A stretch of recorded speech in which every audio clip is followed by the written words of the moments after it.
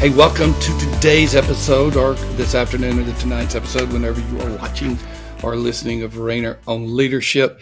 Before I take one step more, I want to just highlight the Every Woman's Bible by Tyndale. Had the opportunity to interview the two general editors.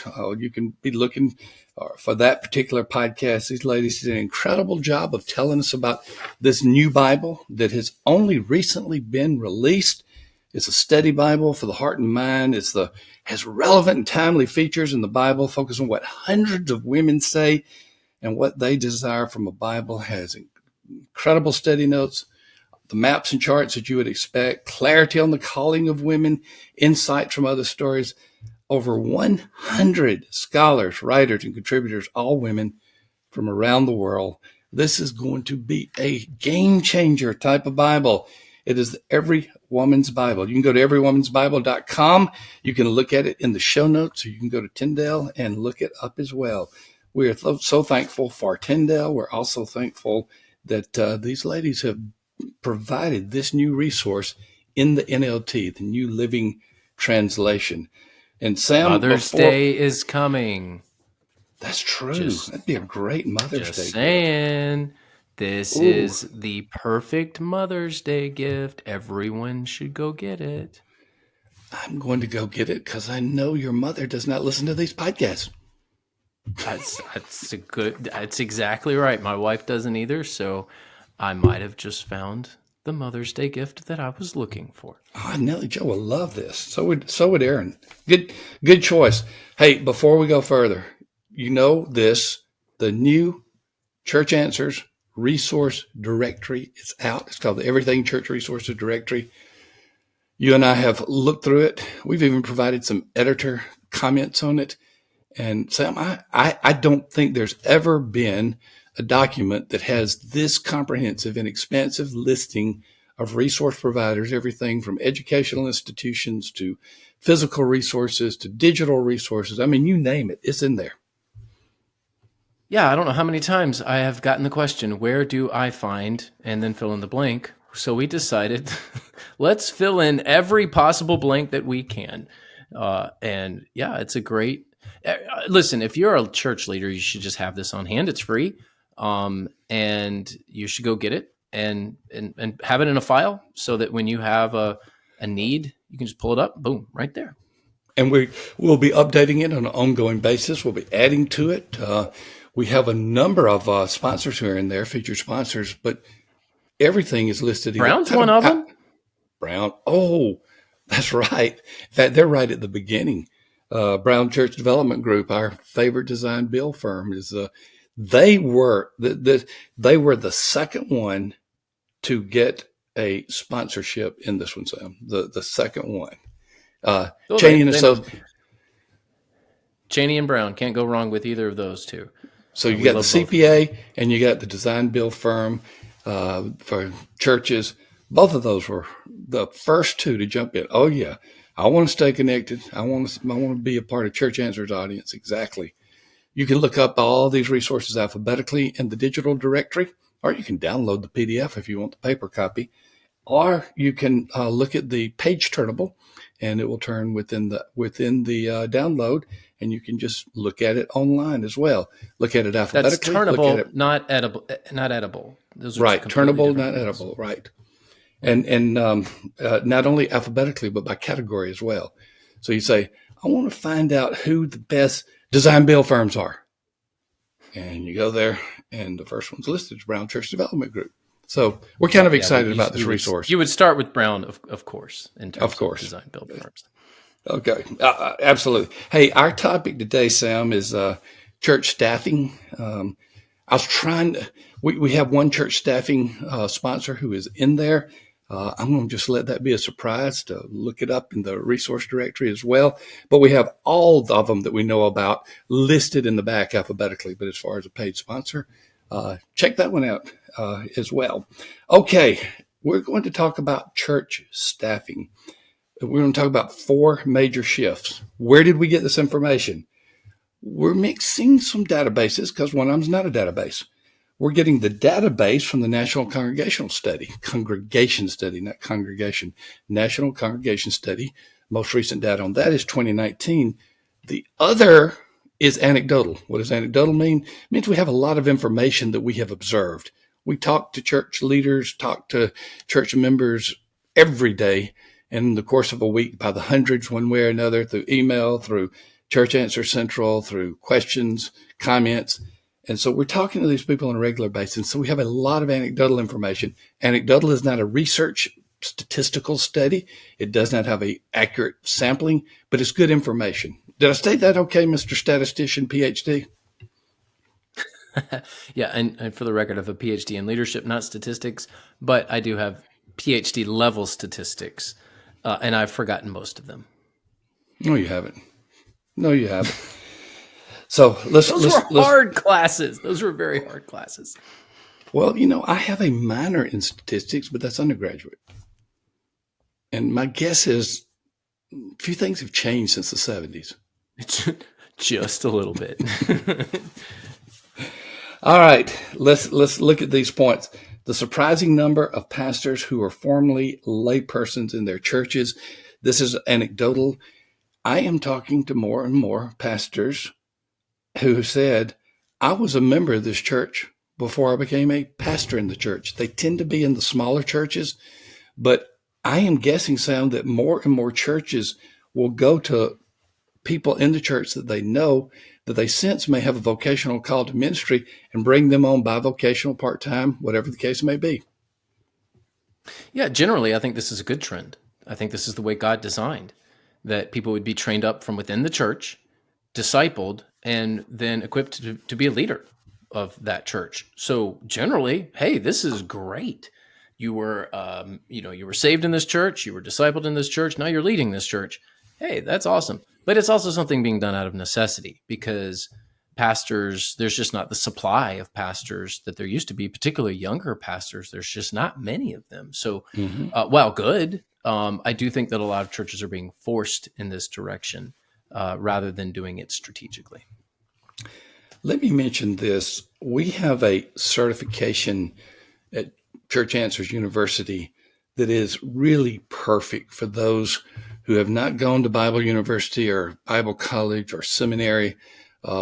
Church Answers University, and particularly our basic degree, basic certification, is really helpful for those who have found themselves in this position but do not have the formal training that's others. So we'll put that in the show notes as well. It's a good, really good degree or good certification for you. The acceleration of the part-time movement.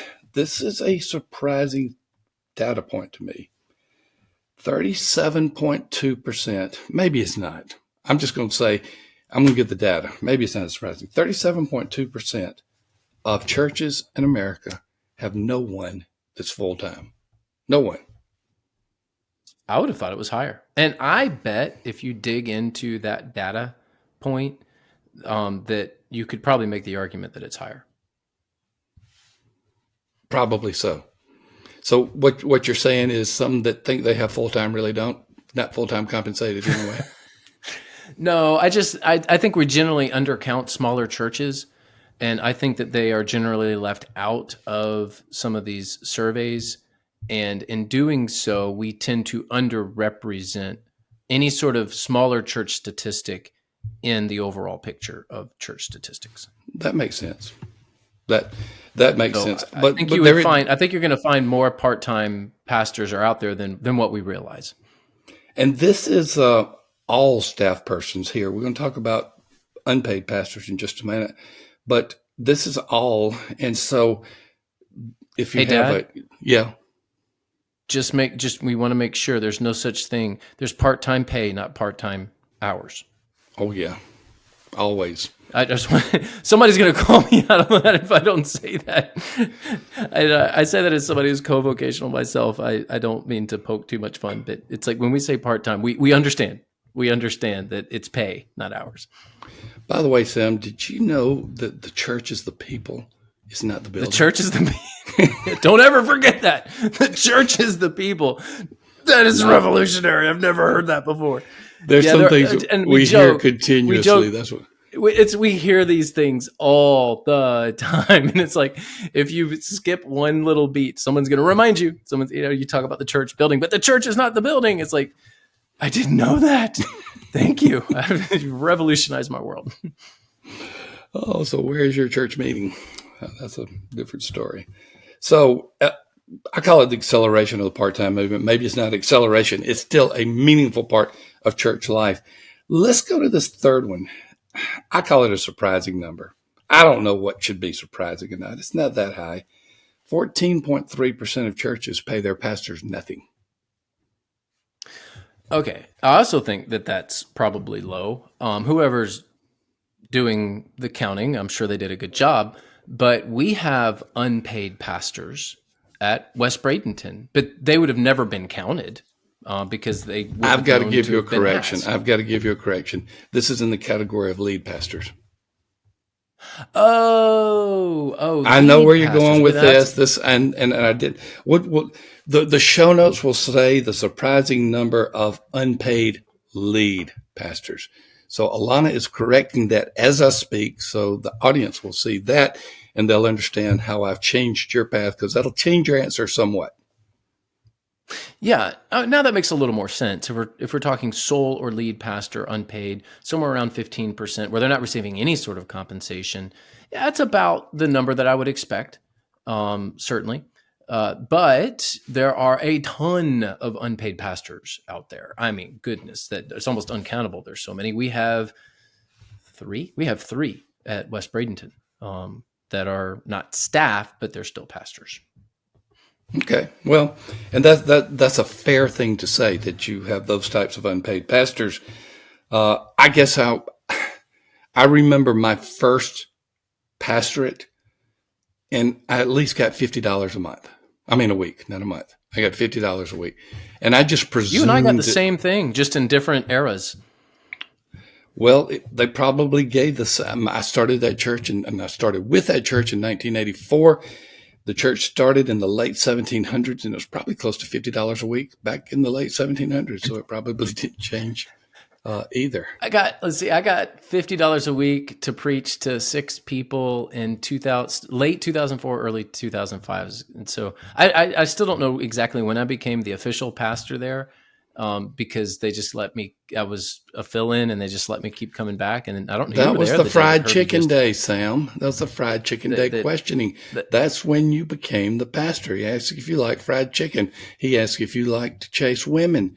You misheard both questions, and you said you didn't like fried chicken and you do like to chase women. And they were a little unsure if they were going to vote for you. No, it was unanimous vote. Even after saying I don't like fried chicken and I do chase women, they still voted unanimously to bring me in. And there is that is the short version of a very long story.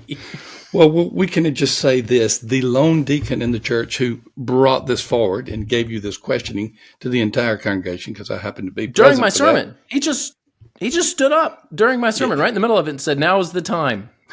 Time for what? Time to call you as pastor.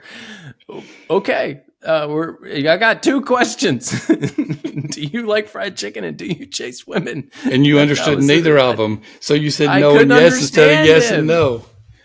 He talked Kentucky, and Aaron could not. We just had an episode previously about speaking in tongues, and my Kentucky translator was not there, and he talks like he had marbles in his mouth, and I couldn't quite understand him, and I got both of them wrong. Well, we did have similarities with our first church. I mean, you had Herbie, I had Merle. You had how many in the church? I can't remember. If I remember right, it was 6. And I had 7. You got a unanimous vote. I didn't. I had 1 negative. And so that was the difference. I was very proud of my unanimous vote, yes. And Mary Mulligan voted against me. Not that I harbor any resentment. She was also the first to die. That's not causation. That's just correlation. As our listeners know, correlation is not necessarily causation. But she told me, it was a public vote, so I could see it. She told me why she voted against me. Do you know why she voted against me?